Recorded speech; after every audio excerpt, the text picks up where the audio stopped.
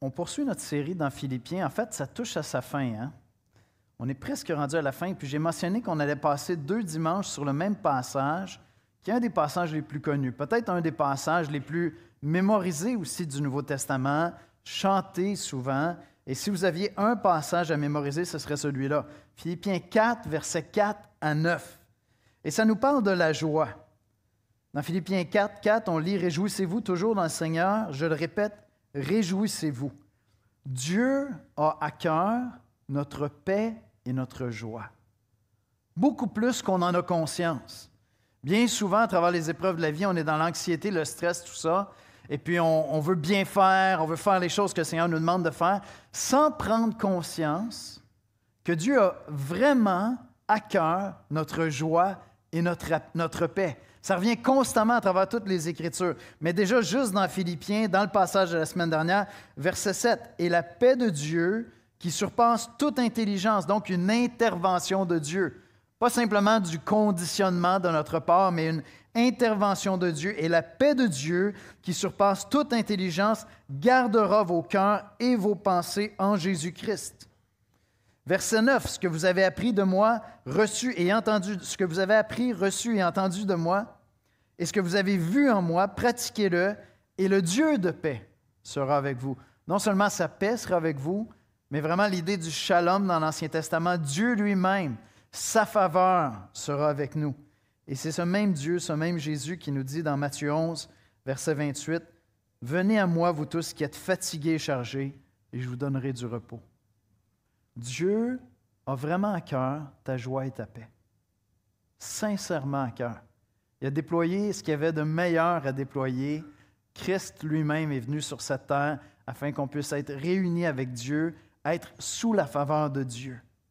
Mais ce n'est pas simplement un état devant Dieu, Dieu est avec moi. Non, c'est Dieu qui veut m'accompagner dans ma joie. Et ça vaut vraiment la peine de livrer ce combat-là, cette bataille-là, pour aller recueillir ce fruit, cette grâce que Dieu veut nous accorder. La semaine dernière, je mentionnais, il y a des grâces qui viennent automatiquement, systématiquement. Quand tu places ta foi en Jésus, l'éternité t'est assurée parce que c'est en vertu des mérites de Christ que nous sommes sauvés. Mais il y a d'autres grâces qui vont nous demander à nous d'obéir, de s'engager, de faire un effort. Ce n'est pas que Dieu ne veut pas nous les donner. Dieu veut te donner la joie. Dieu veut te donner la paix. C'est une grâce qu'il veut te donner. Ça nous demande à nous de livrer une bataille pour ça et c'est de ça dont on va parler ce matin. On va aller dans la prière puis on va écouter la lecture des Écritures. Seigneur Jésus, on vient dans ta présence ce matin parce qu'on veut apprendre, Seigneur, à vivre et à marcher par ton esprit. Et le fruit de ton esprit, c'est cette paix que tu veux nous accorder. C'est cette sérénité qu'il y a en toi, Seigneur, même à travers les plus grandes épreuves de la vie. Seigneur, je te demande de venir parler par ton esprit ce matin. Tu parles d'une paix qui surpasse toute intelligence parce que ça prend une intervention de ton esprit. Ce matin, je te demande, je te supplie, Seigneur, que ton esprit soit à l'œuvre au milieu de nous, au-delà de ce que moi j'ai pu comprendre de ta parole, au-delà de ce que moi j'ai pu tirer des Écritures, Seigneur, viens nous visiter ce matin. Ceux qui sont dans le deuil, ceux qui sont dans la joie, ceux qui sont dans l'anxiété, dans la fatigue, dans l'apathie, ceux qui cherchent, ceux qui t'ont trouvé, viens, Seigneur, te manifester à nous ce matin. C'est en Jésus-Christ qu'on te le demande. Amen. Amen. Bonjour. Alors, la lecture de ce matin est tirée du livre de Philippiens au chapitre 4, les versets 4 à 9 dans la Nouvelle Édition de Genève.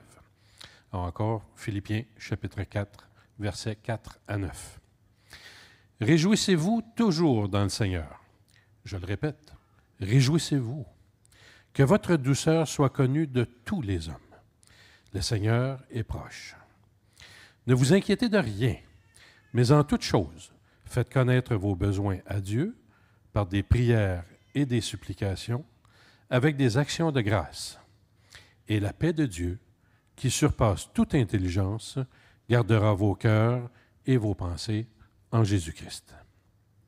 Au reste, frères, que tout ce qui est vrai, tout ce qui est honorable, tout ce qui est juste, tout ce qui est pur, tout ce qui est aimable, tout ce qui mérite l'approbation, ce qui est vertueux et digne de louange, soit l'objet de vos pensées.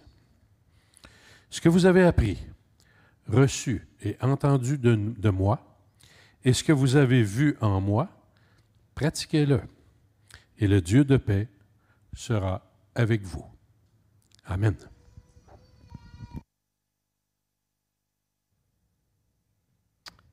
Merci, Claude. Dieu a vraiment à cœur ta joie et ta paix, ma joie et ma paix. Doute pas de ça. Christ est venu non seulement pour nous sauver d'un jugement éternel, mais pour nous conduire dans une communion avec Christ. Et le désir de notre cœur et le désir de Dieu pour toi et moi, c'est qu'on puisse vivre cette intimité avec le Père que Jésus vivait. C'est ça qui est beau lorsqu'on lit les Évangiles, on voit la proximité qu'il y avait entre le Fils et le Père, alors même qu'il était un homme comme toi et moi, qui était un être humain, qui était incarné, il était près de son Père. Il y avait une intimité, une sérénité, une paix qui était là. Et Dieu veut t'accorder ça, Dieu veut te donner ça. Et pas d'une manière superficielle. Au Québec, on aime beaucoup l'humour. L'humour est moins drôle depuis que Juste pour rire et finalement on a découvert toutes sortes de choses. Mais on aime rire.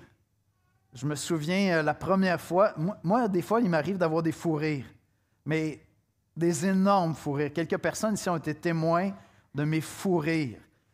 Puis en fait, pendant quelques années, j'avais une ostéo qui me traitait des blessures de sport, puis dès qu'elle touchait à mes jambes, je partais sur des fous rires, ça n'avait pas de bon sens. Ça faisait 1 heure de traitement, c'était 1 heure de rire complètement hystérique. Puis à un moment donné, elle s'appelle Hélène, mon ostéo, puis Hélène, elle me dit, Yannick, il me semble que tu m'as dit qu'Esther, elle ne filait pas, elle était comme dans une dépression. Amène-la la prochaine fois pour ton traitement. Littéralement. Fait que je me souviens la première fois que j'ai vu le film Le Dîner de cons au cinéma. Mais le fou rire qui m'a pris, là, c'est vrai que ça fait du bien. C'est vrai que c'est thérapeutique. Mais ce n'est pas de ça dont on parle ici. Parce que ces bons moments-là qu'on peut avoir ou après avoir ri pendant 45 minutes, tu t'es dilaté la rate au maximum, ça fait du bien, ça libère quelque chose. Ça ne veut pas dire que le lendemain matin, quand tu rentres au boulot ou lorsque tu pars pour l'école ou quelles que soient tes responsabilités, il y a une joie qui t'habite. C'est très, très, très ponctuel, ces moments-là de joie qui viennent lorsque quelqu'un nous fait rire. Ce n'est pas de ça dont il est question. On parle d'une paix joyeuse ou d'une joyeuse paix qu'on a dans cette communion avec le Seigneur. Et Dieu a vraiment à cœur de t'accorder ça. Et donc, ce matin, mon résumé, c'est le même que la semaine dernière. Pour moi, c'est vraiment un message en 2 parties. Les versets 4 à 9 se tiennent d'un bout à l'autre. Ça commence avec « Réjouissez-vous ». Et ensuite, le Seigneur nous instruit à travers Paul comment vivre cette joie-là. Voici comment je résume l'exposé biblique de ce matin. On va voir ensemble que nous devons accorder une grande attention à notre joie dans le Seigneur parce que notre paix, la paix de l'Église et son témoignage, ils sont intimement liés. Et peut-être que tu es de ces personnes qui disent « Non, la vie est difficile. Moi, quand je me lève le matin, je décide de me battre pour la journée. » C'est parfait, mais ce n'est pas tout à fait l'esprit de l'Évangile. C'est juste une partie de ça. Et donc, je te pose la question, est-ce que tu es quelqu'un qui est généralement joyeux, qui vit de la joie, de la paix avec le Seigneur? Et moi, je t'invite à porter attention à ça, parce que l'Esprit veut que tu y portes attention, parce que Dieu veut te donner ça. Mais comme on va le voir ensemble, ce n'est pas toujours facile. Souvent, c'est une bataille. Ça ne fait pas partie des grâces automatiques qui viennent avec l'Évangile. Quand tu deviens chrétien, il y a des grâces qui sont là systématiquement, et il y en a d'autres qui sont des fruits à récolter. Le Seigneur veut nous les donner. Cette joie-là, c'en est un. Et donc, mon premier point ce matin, c'est la bataille pour la joie dans le Seigneur. C'est évident dans le texte, puisque c'est un impératif. Réjouissez-vous toujours dans le Seigneur. Quand Paul fait ça, il nous pousse à aller dans une direction. C'est une exhortation à chercher cette joie-là. Puis elle est caractérisée, comme je mentionnais, ce n'est pas la joie ou le rire que tu vas avoir lorsque tu écoutes un bon show d'humour. Ça fait du bien, mais ce n'est pas de ça dont on parle. Parce qu'il la caractérise, il dit qu'elle est dans le Seigneur. Et donc, qu'est-ce que ça veut dire se réjouir dans le Seigneur? Je vais le résumer comme ceci. Puis on va le développer tranquillement ce matin. Mais ça veut dire, premièrement, que je vais adopter la perspective de Christ. Rappelez-vous, plus tôt dans Philippiens, Paul va dire aux Philippiens, « Ayez en vous les sentiments qui étaient en Jésus-Christ, qui étaient prêts à devenir serviteurs. » Et donc, avoir de la joie dans le Seigneur, c'est une joie qui est particulière, qu'on développe, qu'on découvre, qu'on apprend, qu'on acclimate, qu'on intègre dans notre vie, dans cette communion avec Christ. Et donc, je vais adopter la perspective de Christ en toutes choses. Vous lisez les Évangiles, vous voyez que Jésus était en paix, Jésus était en communion avec son Père, Jésus accueillait, Jésus prenait soin, était généreux. Mais Christ voyait les choses comme son Père les voyait. Et donc, lorsque c'est le temps d'être serviteur, ce n'est pas un souci pour lui d'être serviteur. C'est une joie, c'est une gloire. Et donc, me réjouir dans le Seigneur, c'est d'apprendre à penser comme Christ. C'est apprendre à être animé des mêmes sentiments que Christ. Et ça devient une joie qui est imbattable. Ça devient une joie qui ne dépend pas des circonstances. Deuxièmement, c'est apprendre à apprécier tout ce que Christ a pourvu. Tout ce que Christ nous a acquis, cette nouvelle identité que j'ai en Jésus-Christ. Par exemple, l'apôtre Paul dit dans Philippiens, « J'ai l'assurance qu'il va terminer l'œuvre qui a commencé en vous. » Parce que c'est quelque chose qui nous a été acquis. J'appartiens à Dieu, j'ai l'Esprit de Dieu en moi, ça m'est acquis. Et donc, je peux trouver une joie. Tu passes un mauvais temps, un mauvais quart d'heure. Tu es déçu de toi-même, tu es frustré. Ça va, je peux être déçu de moi-même. Mais si je cherche ma joie dans le Seigneur, je peux prendre pour acquis que l'Esprit Saint a à cœur de me transformer. Donc, il n'y a plus la place pour que je sombre dans un découragement incroyable pendant 1 semaine, 2 semaines, parce que j'ai fait une bourde, j'ai fait une gaffe, je suis déçu de moi-même. Puis finalement, c'est juste entre moi et moi-même. C'est mon orgueil qui est froissé parce que je n'ai pas été à la hauteur de ce que je pensais pouvoir être, pouvoir livrer, pouvoir offrir. Mais non, si je me rappelle de ce que Christ m'a acquis, j'ai l'Esprit Saint en moi. Et lui est engagé dans ma transformation. Trouver ma joie dans le Seigneur, c'est non seulement avoir la perspective, les sentiments, les pensées de Christ, mais c'est prendre conscience que je suis en lui. Et donc, je ne suis pas seul dans ce combat-là. Je ne suis pas seul à livrer ce combat-là. Je ne suis pas seul dans mes épreuves. Tellement que Paul va dire, j'ai l'assurance qu'il va terminer l'œuvre qui a commencé en vous. Il est en vous. Il ne peut pas vous quitter, il est avec vous. Il a promis, lui, il est fidèle. Oui, tu es infidèle. Oui, tu manques. Oui, tu es déçu. Oui, ça t'enlève ta joie. Ta joie, trouve-la dans le Seigneur, pas en toi. Pas en toi. Parce que nous, ça fluctue. Bonne performance, on est satisfait. Super belle évaluation au bureau. Génial. Le lendemain, tu as un travail qui est remis en retard. Tu as un contrat qui prend du retard. Ça bousille toute ta journée. Ta joie n'est pas dans ta performance. Elle est dans le Seigneur, dans l'œuvre que Christ est en train de faire en toi. Et enfin, qu'est-ce que ça veut dire, prendre sa joie, trouver sa joie dans le Seigneur? C'est de se rappeler ce qui nous attend bientôt. Bientôt, le Seigneur revient. C'est ce qu'il dit au verset 5, « Que votre douceur soit connue de tous les hommes. Le Seigneur est proche. » Toutes les souffrances de cette vie tirent à leur fin. Que ce soit parce que je vais avoir ma promotion dans la gloire, je vais aller rejoindre le Seigneur, que ce soit parce qu'il revient. Je vais avoir cette perspective de ce que le Seigneur me réserve pour l'éternité. Ces souffrances-là vont avoir un terme. Et alors même que je suis en train de souffrir, je cherche ma joie dans le Seigneur parce que je sais ce qu'il me réserve. C'est ça que ça veut dire, réjouissez-vous dans le Seigneur. Et ensuite, Paul va le développer à travers 4 domaines. La semaine dernière, on a parlé des relations. Dans le domaine des relations, que votre douceur soit connue de tous les hommes. Si tu cultives cette joie qu'il y a dans le Seigneur, tu vas pouvoir offrir la douceur autour de toi.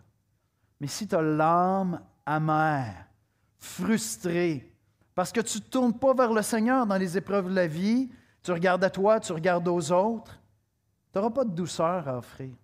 Tu vas avoir une âme amère. Il y a des gens qui vieillissent comme des raisins secs de plus en plus fripés. Je ne parle pas de la peau, là, ça je pense qu'on ne l'évitera pas. Là. Non, je parle de l'âme. Je parle de l'âme. Puis il y a des chrétiens qui vieillissent bien, c'est de toute beauté. C'est de toute beauté. Dans le domaine des relations, si je cherche ma joie dans le Seigneur, je vais avoir une douceur à donner. Le deuxième domaine qu'on a vu la semaine dernière, c'est lié à la prière, c'est dans les circonstances de la vie. Hein, Paul dit, ne vous inquiétez de rien, mais en toute chose. Il y a toutes sortes de circonstances. Des fois, c'est des gens, des fois, c'est des choses, des fois, c'est la santé, peu importe. C'est le climat, je regarde la terre, je regarde où on s'en va. Ne vous inquiétez de rien. En aucune circonstance, ne vous inquiétez. Je ne me souviens pas si je l'ai mentionné la semaine dernière, mais j'ai fait un exercice il y a à peu près 1 mois. Je me réveille la nuit. Je ne sais pas pourquoi, j'avais une idée en me réveillant. À peu près 2 heures du matin. Je dors quand même plus que 2 heures pour ceux qui se posent des questions. À 2 heures du matin, je me réveille, puis je dis, OK, l'inquiétude, c'est quelque chose qui est présent dans ma vie. Je veux travailler ça. Puis là, je fais juste une petite recherche, plein de passages qui parlent de se confier dans le Seigneur, de ne pas s'inquiéter. Je m'en fais une liste, puis je prends un engagement avec Dieu. Seigneur, à partir d'ici,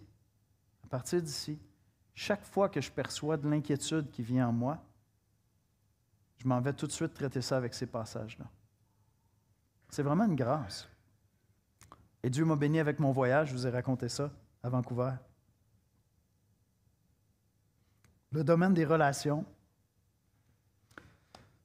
le domaine des circonstances. Dans tous ces domaines-là, Dieu veut qu'on livre une bataille et je veux prendre le temps de souligner le fait que c'est vraiment une bataille. Ce n'est pas quelque chose d'acquis. C'est un combat spirituel. Et donc, ne pensez pas si vous avez la joie difficile, peut-être dans cette saison-ci de la vie, où vous êtes quelqu'un pour qui c'est vraiment une lutte, un combat. Vous n'êtes pas naturellement optimiste. Ce n'est pas de ça dont on parle ici. Moi, je suis naturellement optimiste, naturellement inquiet. Mais ce n'est pas de ça dont on parle. C'est que c'est une bataille spirituelle que j'ai à livrer quotidiennement. On est engagé dans un combat spirituel.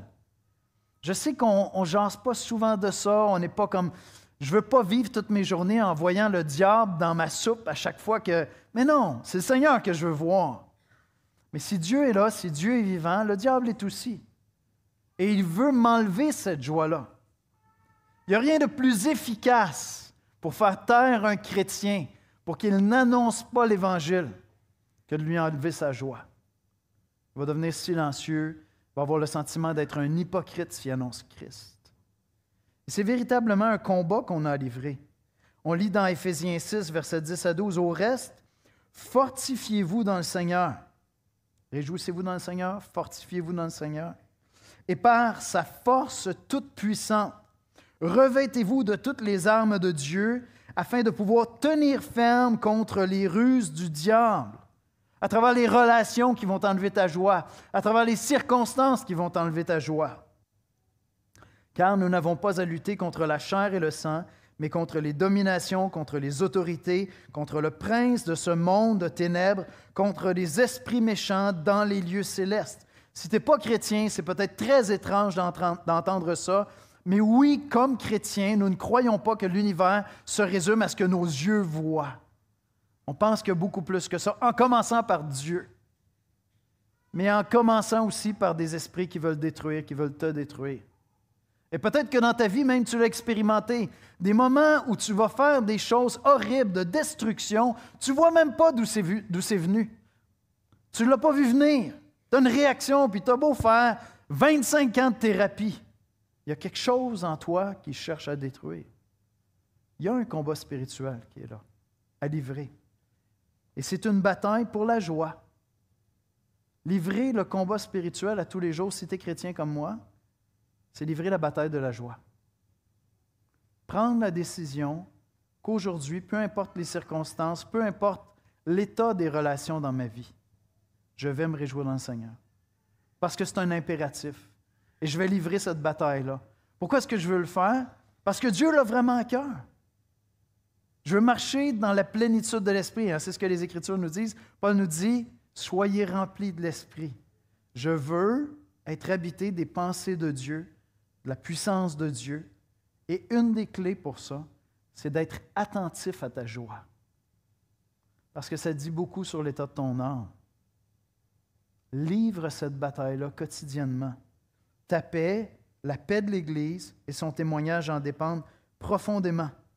Alors, on a vu 2 domaines la semaine dernière, les relations, les circonstances. On parle des pensées maintenant. Check tes pensées. Parce que la joie dans le Seigneur commence par nos pensées. Et j'aime vraiment ce que Paul fait ici. Il dit « Nourris tes pensées ». Ce n'est pas un test que Paul nous donne lorsqu'il nous dit que tout ce qui est vrai, tout ce qui est juste, tout ce qui est honorable, tout ce qui est pur, tout ce qui est vertueux, soit l'objet de vos pensées. Ce n'est pas un test, c'est un programme qu'il nous donne. C'est littéralement un programme. Et c'est drôle parce que j'étais en train de méditer sur tout le passage cette semaine, puis je me disais, OK, j'enlève Jésus de l'équation, puis j'ai un programme de développement personnel. Tu sais, littéralement. Toujours dans la joie, ça va être une bonne journée. On va l'attaquer, ça va être une bonne journée.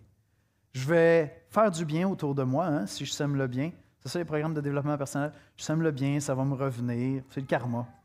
Ça va me revenir, tout ça. Après ça, qu'est-ce que je vais faire? Si j'ai des inquiétudes, c'est destructeur. Fait que je ne vais pas garder ça en moi. Je vais mettre de côté. Pensée positive, je vais mettre ça de côté, les inquiétudes. Je vais m'assurer que j'envisage. Hein? J'ai une vision de ce que je vais accomplir. Puis enfin, je vais passer à l'action. J'ai un programme de développement personnel. Mais ce n'est pas ça l'idée ici. C'est dans le Seigneur. C'est avec Christ. C'est par sa puissance. Ce n'est pas moi qui me développe avec de la pensée positive. Non, ce n'est pas ça. Et ce n'est pas un test qui m'est donné ici, où chaque fois que j'ai une pensée qui n'est pas juste, qui n'est pas vraie, qui n'est pas honorable, qui n'est pas digne d'approbation, je me sens coupable. Non, c'est un programme pour apprendre à bien penser, pour apprendre à faire ce qui va glorifier Dieu et qui va me conduire dans cette joie avec Christ, littéralement. Paul me donne un programme. Tes pensées en général, est-ce que tu pourrais les qualifier de ça? Si tu penses à cette semaine, est-ce que tu dirais qu'en général, tu penses à ce qui est vrai, ce qui est honorable, ce qui est juste, ce qui est pur, ce qui est aimable, ce qui mérite l'approbation, ce qui est vertueux, ce qui est digne de louange? Est-ce que c'est ça qui nourrit tes pensées? Ou est-ce que tu es dans des réflexes, des pensées impulsives, des conflits, des convoitises, des désirs, des vengeances, du mépris, de la haine? Une des pensées qui me vient le plus naturellement, je pense que ça court assez profondément dans ma famille, pas mon épouse, l'autre famille avant, c'est le mépris. Et que ça vient vite chez moi. C'est fort, là. Il y a quelqu'un qui fait quelque chose, puis j'ai du mépris qui vient en moi. Puis Dieu me donne un programme.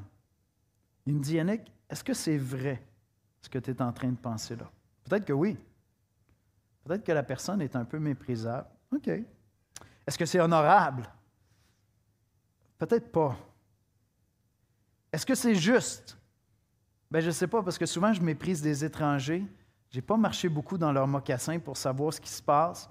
Pourquoi ils ont ce comportement-là? Il vient peut-être juste de raccrocher avec son médecin, puis il a appris qu'il doit rentrer de toute vitesse aller voir son médecin parce qu'il y a de très mauvaises nouvelles pour sa santé. Je n'ai pas de contexte. Je n'ai aucune idée si c'est juste. Est-ce que c'est pur? Est-ce que c'est aimable? Bien, le mépris est rarement aimable. Hein? Vous admettrez que c'est assez incompatible comme notion. J'ai réalisé que lorsque mon mépris est comme ajusté par l'Esprit Saint, en général, ça devient de la compassion. Ça devient comme une pitié non méprisante, une pitié qui est animée de compassion. Est-ce que ça mérite l'approbation? Tu sais, si tout d'un coup, ta pensée avec un Neuralink était publiée sur Internet. Il y a un compte Twitter qui suit toutes les pensées d'Yannick, qui publie tout, puis il y a une belle pensée de mépris qui me passe par la tête. Est-ce que c'est digne d'approbation? Est-ce que c'est vertueux? Non seulement est-ce que c'est digne d'approbation, mais est-ce que c'est digne de louange? Wow! Moi, j'aimerais être dans le cerveau d'Yannick à chaque instant. C'est incroyable. Je vous dis, c'est un programme qu'il nous donne. Et donc, qu'est-ce que tu peux faire avec? Bien, tu peux commencer tes journées avec ce verset-là, puis dire, Seigneur, par ta grâce aujourd'hui, ça, c'est mon programme de pensée. Et déjà, je vous dis, c'est génial. C'est génial. Je m'appuie sur la grâce de Dieu, puis je n'atteindrai pas le programme, on s'entend? Mais je m'appuie sur la grâce de Dieu. Mais tu peux faire un autre exercice aussi. Je vous dirais qu'il transforme encore plus. Si je te posais la question, qu'est-ce qui occupe le plus tes pensées ces derniers jours? Fais juste l'évoquer dans ta tête. Qu'est-ce qui occupe le plus tes pensées ces derniers jours? Tu veux juste prendre ça. Ce n'est pas un guilt trip. Je vous donne un programme pour vivre votre joie. Mais moi, je vous mets au défi. Tout de suite d'identifier un moment aujourd'hui, cette semaine, où tu vas prendre une feuille de papier, tu vas écrire ce sujet-là, ce qui occupe, même si ce n'est plus d'actualité. Puis là, tu dis, est-ce que mes pensées suivent le programme? Concernant ça. Et si ce n'est pas le cas, et si j'adoptais une pensée aimable envers cette personne haïssable, quelle tournure ça pourrait prendre? Voyez-vous, c'est littéralement un programme que le Seigneur nous donne. Moi, ça me fait du bien quand j'ai des pensées qui ne sont pas chic, qui ne sont pas édifiantes, d'évoquer ce verset-là dans mon cœur. Parce que là, je dis, ah, Seigneur, je voudrais avoir une pensée qui serait digne de louange dans cette circonstance-là. Puis là, c'est mon esprit explore avec Dieu. C'est un moment de prière, c'est un instant. Puis je dis, mais si j'adoptais ton programme face à cette situation-là, cette personne-là, cette circonstance-là, qu'est-ce que ça changerait concrètement dans ma vie? Donc, je t'invite cette semaine, si je te dis, qu'est-ce qui occupe le plus tes pensées ces derniers jours? Tu le sais, c'est quoi? Et juste faire l'exercice. Prends 30 minutes. Dis un mot de prière. Écris. Dis, Seigneur, on va regarder c'était quoi l'état par rapport au programme. Tu prends ce passage-là. Puis ensuite, tu révises ça à la lumière de la parole de Dieu. Et si c'est ton esprit qui me guidait, qu'est-ce qui changerait? Et Dieu va être en train de renouveler ton intelligence. C'est ça qu'il est en train de faire. Parce que c'est un programme surnaturel qui nous vient de Dieu. 4 domaines qui vont affecter ta joie dans le Seigneur: les relations, les circonstances, les pensées. Puis maintenant, un des principes les plus importants de toute la Bible, c'est le principe de la cohérence. C'est saisissant quand tu commences à lire la Bible. Vous savez, il y a toutes sortes de critiques à faire contre les chrétiens, contre les religieux. C'est vrai. C'est vrai. J'ai dû citer au moins 20 fois déjà la parole de mon ami Mark Dever, qui parlait avec une dame, qui lui disait « Ah, moi, je ne vais pas à l'église parce que l'église est pleine d'hypocrites. » Qu'est-ce qu'il a répondu? « Vous avez raison, madame, puis on a toujours de la place pour une de plus. » C'est vrai. C'est vrai. Ce que j'aime de la Bible, c'est que la Bible défend le principe de la cohérence. Et comment elle le fait? Une des manières qu'elle le fait, c'est premièrement en nous exhortant, en nous ordonnant d'être cohérents entre ce qu'on prêche et ce qu'on fait, mais deuxièmement, en exposant constamment, à répétition, les failles morales de ceux qui sont élevés dans les Écritures.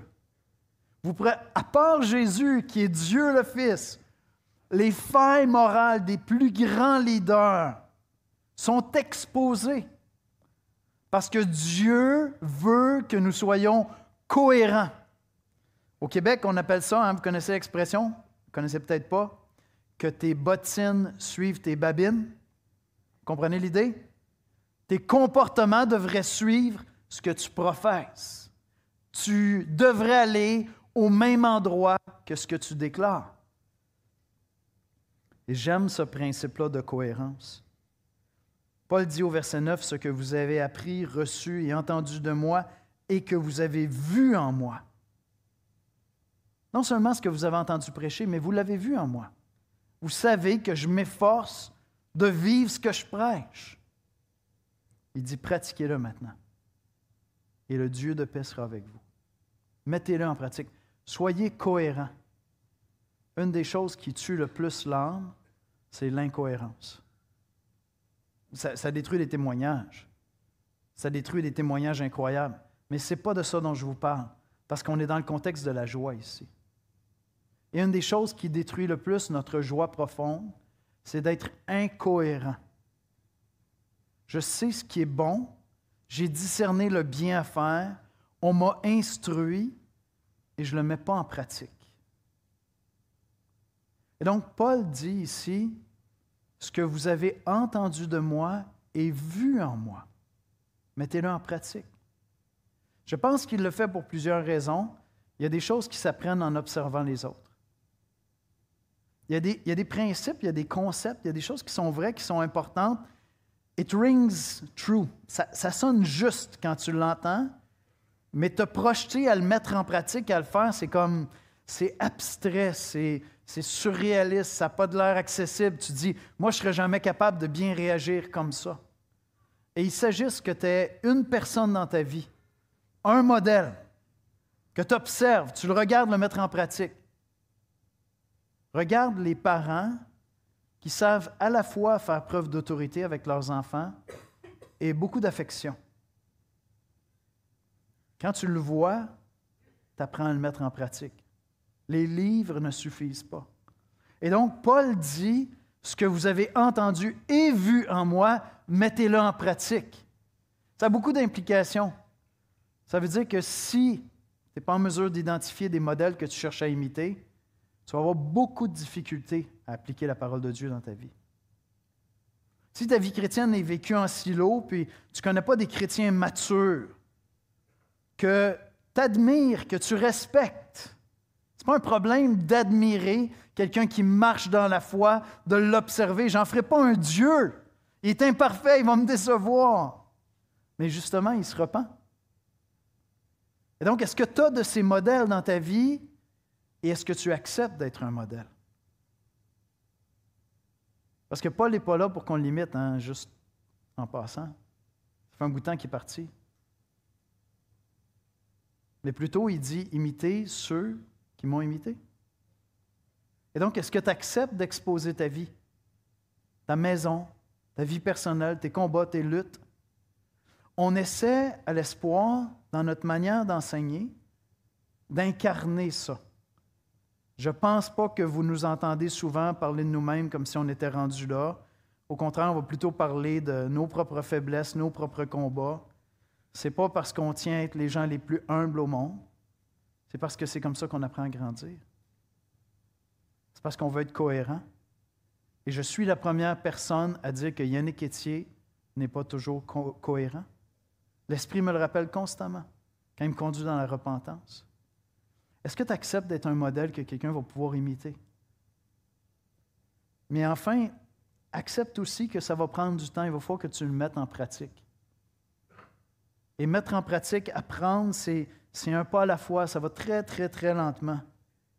Je pense que je vous ai mentionné, j'ai commencé un peu à faire du bloc, de l'escalade intérieure. J'en avais fait quelques fois avec mon père quand j'étais plus jeune, puis après ça avec un ami, puis c'est quelque chose que j'ai toujours aimé, qui m'a fasciné. Je vous avoue que j'aime mieux la montagne, la roche, mais bon, mon fils Bastien s'est mis à faire du bloc, fait que j'ai dit « Cool, on va aller faire du sport ensemble ». J'ai toujours aimé ça. Mais je répète à chaque fois à Bastien, j'ai dit « Bass, moi j'ai 53 ans. » Fait que les 3 premiers mois, là, ce n'est que du conditionnement physique que je fais.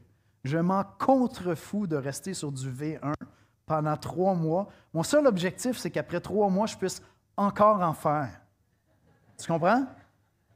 Parce que si je vais trop vite puis je regarde l'araignée, parce que je la regarde monter puis c'est ça que je vois une araignée qui grimpe. Si je regarde l'araignée puis je dis « Hey, le jeune, je vais lui montrer », j'en ferai pas longtemps. Et par la grâce de Dieu, je ne suis pas vraiment blessé encore. Voyez-vous, mettre en pratique, c'est ne pas me décourager parce que je ne suis pas l'apôtre Paul, je ne suis pas le modèle que je veux imiter. C'est que je vais juste faire un pas à la fois. Je vais me reposer dans la grâce. Il me semble qu'on prêche suffisamment à l'espoir, la grâce, pour que tu oses demain matin, que tu oses aujourd'hui, essayer de mettre en pratique la parole de Dieu. On revient constamment à la grâce. Tu ne seras pas l'apôtre Paul demain. Tu ne seras pas parfait demain. Et c'est pour ça qu'on a des modèles, qu'on cherche à les imiter. Mais si tu négliges ça, si tu négliges ce principe-là de cohérence, ta joie ne sera pas disponible. Tu vas chercher des sources de rire dans ta vie.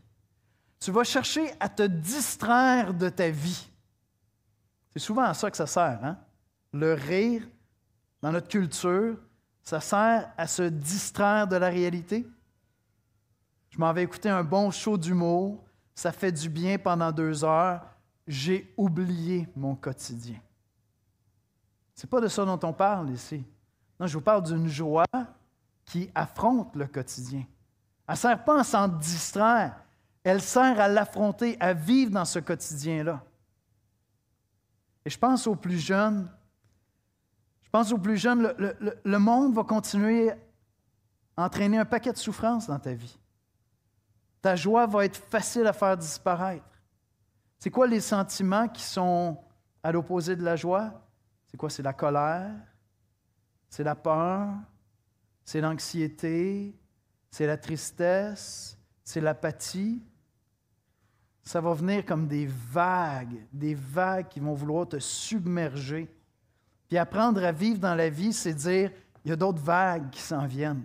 Puis apprendre à vivre dans la vie chrétienne, c'est me préparer à ces vagues-là en cherchant ma joie en Jésus-Christ. Je vais demander aux musiciens de venir me rejoindre à l'avant. Est-ce que Dieu te parle de ta joie ce matin? Est-ce que la joie est absente dans ta vie? Parce que l'absence de joie et de paix devrait attirer ton attention. Il y a des gens qui ont une attitude, puis des fois, je pense qu'on le fait tous. Tu commences une journée, puis tu te dis, celle-là, on va passer à travers en bûchant. Tu baisses la tête, tu fonces. De toute façon, ça va être une mauvaise journée. Ça, c'est attaquer une journée en absence de foi complète. Parce que je ne sais pas si ça va être une mauvaise journée. J'ai une idée des épreuves qui sont devant moi, mais je n'ai aucune idée si ça va être une mauvaise journée. Je ne sais pas, c'est Dieu qui le sait. C'est Dieu seul qui le sait. En l'absence de paix et de joie dans ton cœur, tu devrais porter attention à ça. Parce que l'Esprit de Dieu veut te faire grandir dans la joie et dans la paix. Est-ce que Dieu te parle de ça ce matin? Accorde une grande attention à ta joie dans le Seigneur, parce que ta paix, la paix de l'Église et son témoignage en dépendent. Réjouissez-vous toujours dans le Seigneur. Je le répète, réjouissez-vous.